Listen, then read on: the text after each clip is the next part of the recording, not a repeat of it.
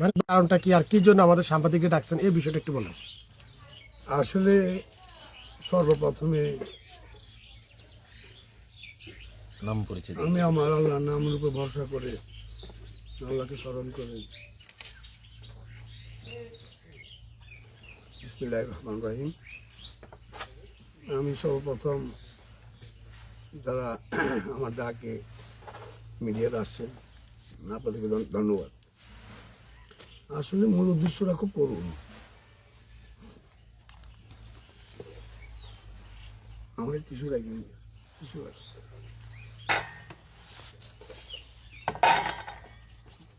কি হয়েছে আপনার বলেন। আসলে ঘটনাটা হলো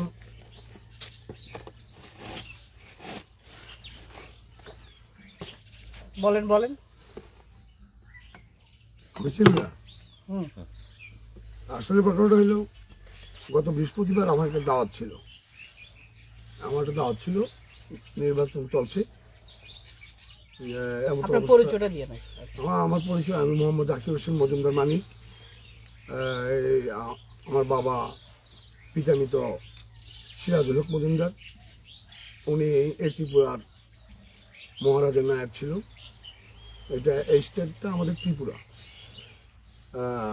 উনি উনি আমার বাবা আজ নেই, আমার ভাই, আমার ফ্যামিলির 50% আমেরিকায় থাকে। আসলে মূল পরিচয় আমার এইটি। আপনার রাজনৈতিক পরিচয় আছে?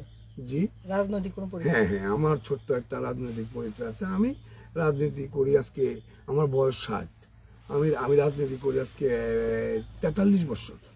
ওই 43 বছর রাজনীতির পরিচয় তো অবশ্যই আছে। আমার সবচেয়ে বড় পরিচয় আমার রাজনীতিতে আসার একমাত্র কারণ হলো আমার ভাই। আমার ভাই উনি আমেরিকায় আছে। উনি প্রেসিডেন্ট জিয়াউর রহমান সাহেবের অফিসার ছিল। ওই থেকেই জিয়াউর রহমানকে ভালোবাসা। তারপরে আসছি ধরেন আমি ক্লাস যখন উনি খাল কাটতে আসছে চৌয়ারায়, যখন খাল কাটতে আসছে তখন উনি আমার ভাইও ছিল। যেদিন উনি মারা যায় চিটং সাগের হাউসে।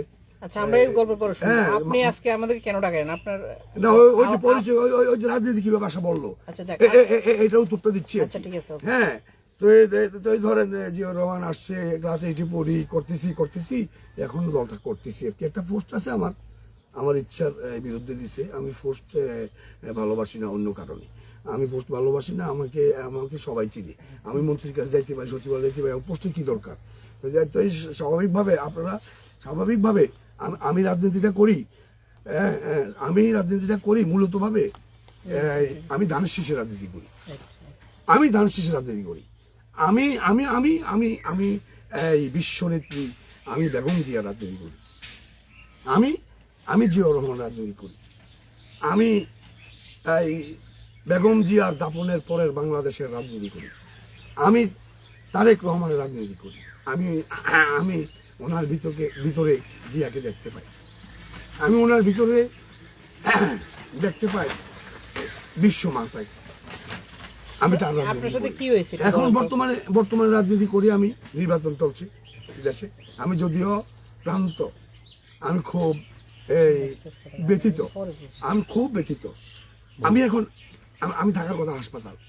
নির্বাচন যেহেতু হাই অ্যান্টিবায়োটিক ওষুধ খেয়ে আমি নির্বাচনের মাঠে আছি, কাজ করছি গণতান্ত্রিক প্রক্রিয়ায়। তারেক দিয়ে যেভাবে বলছে, টিভি আছে, মিডিয়া আছে, যোগাযোগ আছে, আমার লিডাররা আছে কেন্দ্রে, তাদের ইয়ায়। আর বিশেষ করে আমি আমার নেতা জনাব মনিরুল চৌধুরী এই নির্দেশে ওনাকে আমি লালন করি তখন থেকে। যখন জিয়াউর রহমান সাহেব বেগম জিয়া সুয়াগাজীতে ডোন্ট ডিস্টার্ব যখন জিয়াউর রহমান সাহেব বেগম জিয়া এসে এই মনির ভাইকে নমিনেশন দিল, তখন আমরা রাবেয়া গ্রুপ করতাম। রাবেয়া কেন্দ্রীয় বিএনপির ভাইস চেয়ারম্যান, বেগম জিয়ার খুব কাছের মানুষ, বিশ্বস্ত মানুষ। তখন ওনারা রাজনীতি করতাম। যখন বেগম জিয়া এসে নমিনেশন দিয়ে দিছে, তখন তো উনি ওই নির্বাচনী এলাকার, আমাদের এই সিটটা আমাদের ছিল না, সিটটা কনফার্ম হয়ে গেল। উনি আসার পরে আমরা ভাবতেছি এটা জিয়াউর রহমানের গাছ, এটা বেগম জিয়ার গাছ, ওই গাছের ডাল। আমরা কোনো গ্রুপিং বুঝি না। কিসের গ্রুপিং? আমার বাড়ি সদর, আমি 8-10টা নির্বাচনী এলাকায় নির্বাচন করি। এই তো আমি একটু পরে গাড়ি আসবে, আমি যাব, আমার পছন্দের লোক আছে, আমি চিনি কারা দল বিগত দিনে কারা ত্যাগী, তারা যারা ত্যাগীর চেয়েও ত্যাগী, তারা অনেক কষ্ট পাইতেছে, তার কাছে যাবো, আমি তার সাথে কথা বলবো, হ্যাঁ কথা বলবো, দেখা যাক তারেক জিয়ার যে নির্দেশ, এই নির্দেশ, ওনার নির্দেশটা হয়তো উনি বুঝতেছে না, আমিও অনেক সময় বুঝি না, অন্য সবাই বুঝে না, আমি বুঝাইতে যাবো, অনেক দূরে যাবো কিন্তু আপনাদের এই প্রোগ্রামের পরেই। তো নির্যাতন রইলো, আমি গেছি একটা দাওয়াত খাইতে আমার এক আত্মীয়র বাসায়, আমার সাথে একটা ড্রাইভার আছে, গাড়ি আছে। যাওয়ার পরে বিএনপির কিছু লোক বসছে এই ইউনিয়নের, উনি আমার রিলেটিভ দাওয়াত দিচ্ছে, মনে করছে যে জিনিসটা ভালো হইব আমি গেলে। আমি জাস্ট আমার ঘরেও আমার জামাই টামাই অনেক ছিল, আমার 6 মেয়ে জামাই টামাই ছিল, তা বলতেছে যে ঘরে চলে আসেন, ঘরে এসে ভাত খান, জামাই দেশের বাইরে থেকে আসছে। তা আমি তাদের সাথে একটু মাংস খাইয়া আমি বিদায় নিয়ে আসছি ঘর থেকে, বাইরেছি, আর হঠাৎ করে দেখি তর্কিত হামলা, আমাদের এই রিভলভার, আমি আর্মির লোক, আমি এক্স আর্মি সদস্য, এ আমার প্রমাণ, আর্মির ভিতরেও আমি আর্মি, আমি 24 ফিল আর্মিলের থেকে আসছি, আমি বোর্ড আউট। আমি আর্মিতে যখন বুঝলাম যে আর্মি শেষ, আর্মি কি আই নো আর্মি, আমি আর্মি ট্রেনিং নিয়েছি, আমি সার্বভৌমত্ব রক্ষার জন্য আল্লাহর কোরআন শপথ করেছি, আমি বিশাল ব্যাপার। আমি মনে করি যে আমি যেভাবে হোক জীবন যদি চলে যায়, এই দেশ রক্ষার্থে, জাতি রক্ষার্থে, দল রক্ষার্থে, আমি রাজনীতি সবাই করুক, সবাই করবে, তার অধিকার, রাজনৈতিকভাবে কে এগিয়ে যাবে স্বাধীনভাবে ভোট দিবি, অনেক দিন ভোট দিতে পারি না, বললে রাত দিন নেই, বলতে হবে। হামলাটা কথা বলি, তারা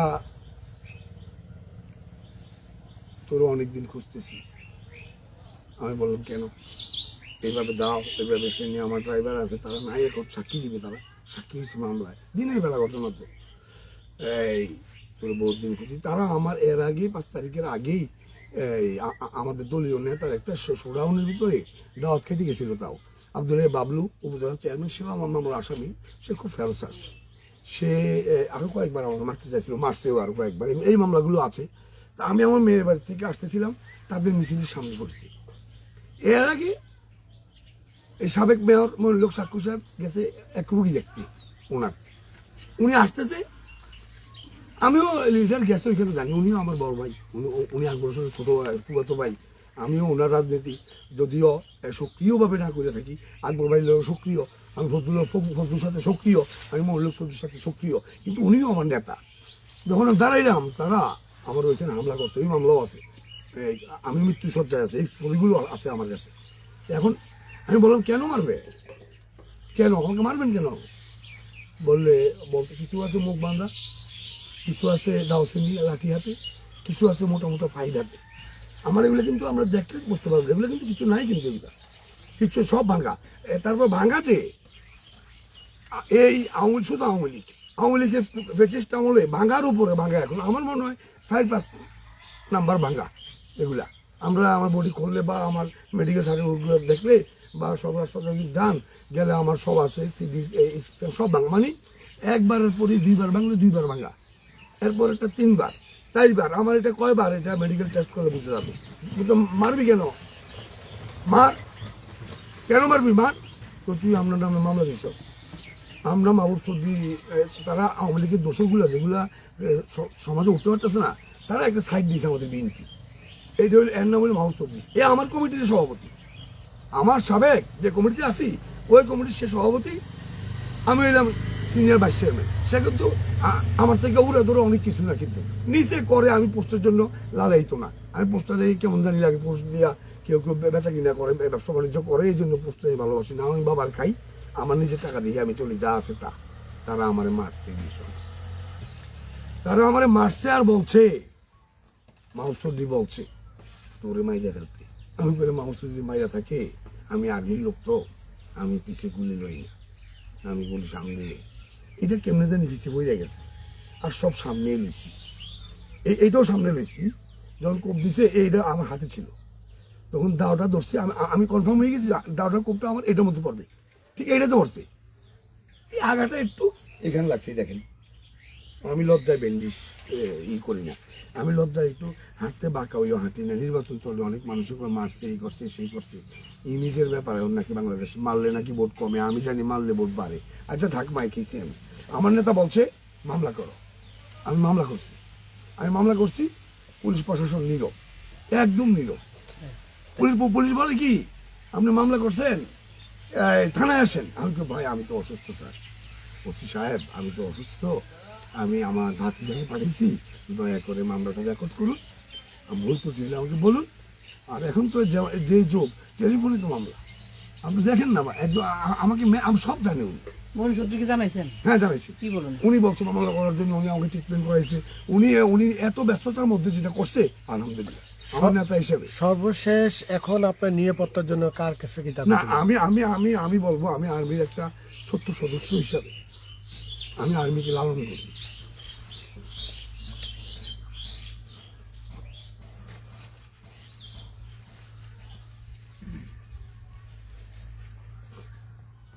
আমি প্রশাসনের কাছে আমি নিরাপত্তা চাই।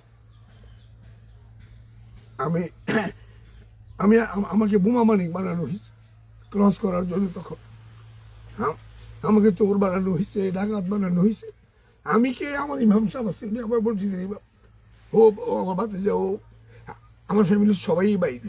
তো যাক, আমি প্রশাসনের কাছে আমি প্রশাসনের দৃষ্টি আকর্ষণ করছি, বর্তমান সরকারের দৃষ্টি আকর্ষণ করছি, আমি তারেক জিয়ার দৃষ্টি আকর্ষণ করছি। উনি আসছেন, আমি খুব বিজি, উনি আসছেন, ভালো মন্দ দেখার ব্যাপার স্যাপারের কিছু অধিকার আমারও আছে প্রশাসনের লোক হিসেবে, দলীয় কর্মী হিসেবে আমি খুব বিজি। আমি বিচার চাই, আমি প্রশাসনের কাছে আমার নিরাপত্তা চাই, এই বলে আমার আর কিছু বলার থাকলে বলতে পারেন আমাকে। আচ্ছা আচ্ছা, এখন আপনারা যে পরবর্তী আপনি কি সিদ্ধান্ত নেবেন? এই যে আপনি পড়াশোনার কাছে গেছেন, কি সিদ্ধান্ত যাচ্ছেন? আমি এখন যদি আমি বলি 1-2 হাজার হুন্ডা মানুষ যাবে, খুন হবে এখানে, আমি খুনটা চাই না। আমি বিচারিক প্রক্রিয়ায় বিচার হোক, আমি প্রেসিস্টের মতো কিছু করতে চাই না। একটি খুনের বদলা আরেকটা খুন আমি চাই না। আমি যেটা হয়েছে আমি সহ্য করার শক্তি আমার আল্লাহ দিয়েছি, সহ্য করছি। আচ্ছা, আপনার কারা হামলা করছে একটু স্পেসিফিক ভাবে বলেন। মাহবুব চৌধুরী উনি তো একটা দলীয় পদে আছে।